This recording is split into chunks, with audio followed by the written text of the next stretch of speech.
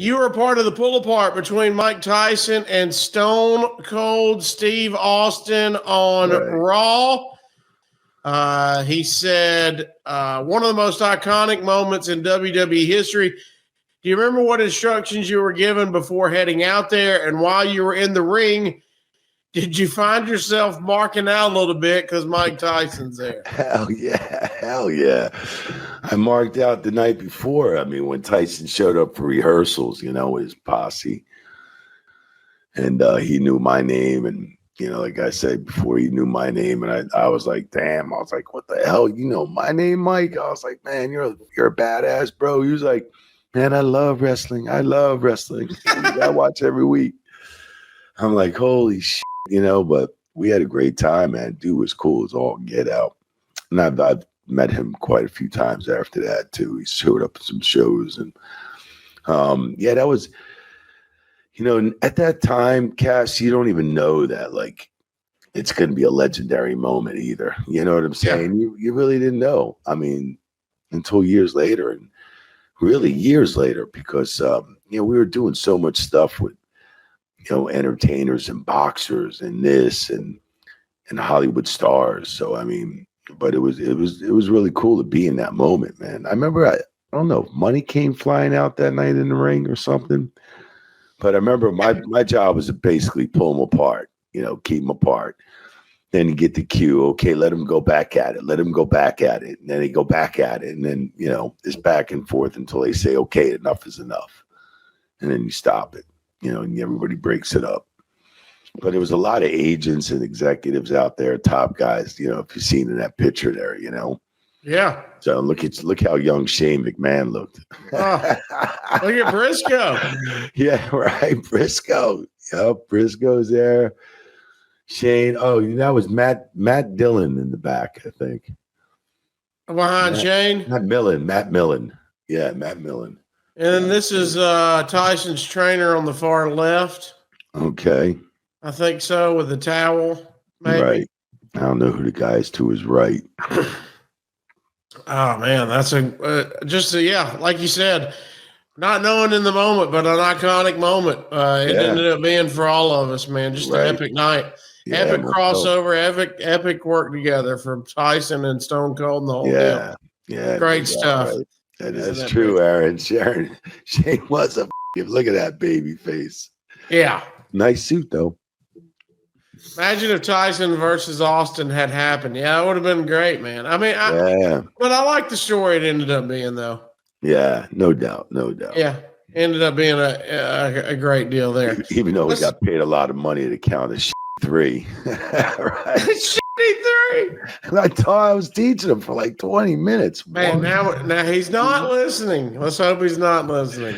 Yeah, you do backstage, once you had finished working, did you get to leave early, or would you just shoot the shit with the boys in the back until the show finished? Man, that's a great question. Yeah, we always shoot the show, go over the match. Hey, what happened here? What could we have improved on? What we did wrong, what I did wrong, where I wasn't maybe supposed to be, or how this could have worked out a little bit better if we did this, or, went into a bump, or anything into the match. So you always go in, you thank the boys for the night, you thank the boys for the match, you go over your stuff, make sure everybody's okay, everybody's good to go. Did you get the cues? That's an important ref. Did you get your cues? Oh yeah, we got the cues. How did we do on time? Oh, we hit the time right on. So, there's a lot of things you go over, and then you take a shower and you get the hell out of the arena. That's it.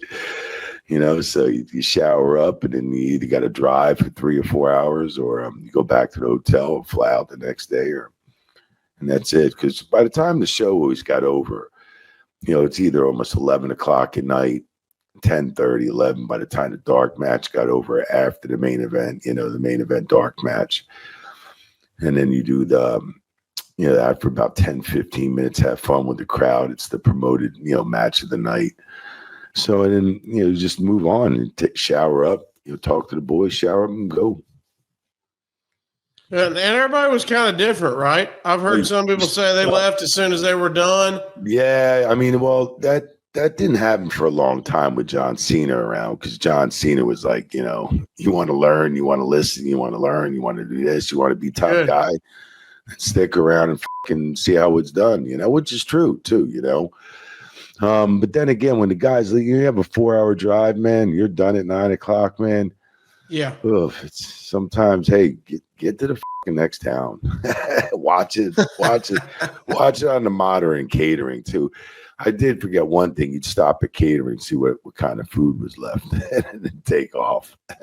A little leftovers? Yeah, like they always put out all the leftovers and lunch meat and all that other stuff. And sometimes you get yourself a to-go box or a sandwich and roll out. Nice. And some chocolate chip cookies. Hell yeah. Chocolate chip cookies. That was a weakness for you? Yeah, all sweets are. Just easy to grab. All sweets are, yeah. Easy to grab and keep moving, yeah. Catering people go in, they get the big catering room, whatever's available, and where the kitchen is. So where the kitchen is where you set up all the tables and chairs, so all the food can come right out from the kitchen. So that's where it's all done. Most of the arenas I've been in to watch an event, whether it's a concert or or wrestling, right? Most of those arenas have a designated catering area. Right. Most of them have designated, right? Yeah. Yeah. So you just kind of set up where they've already got it laid out for you. They've usually got it in the middle of the dressing rooms where everybody can kind of meet there centrally. It's exactly. What's on the menu usually? They usually all over the board. But like, so they'd serve breakfast when we get to, they'd serve breakfast for the crew and production people that get there early. All over the board, man. Pancakes, eggs, this, that for breakfast, sausage, bacon. Everything you could think of, they'd had for breakfast. Croissants, donuts. I mean, everything you could think of. Lunch, they would do a hell of a lunch and dinner. Steaks and chicken, grilled chicken, breast steaks, pasta, salads, always salad, soup. Come on. It was just full blown. This catering was probably one of the best in the country. So wow. Yeah. Yep. Oh, so they're ready to go. They were good, man, and they were with us for a while. I mean, they were still there when I left, but I know they got rid of the catering crew after that. Did they? Yeah, they finally did a couple years down the road.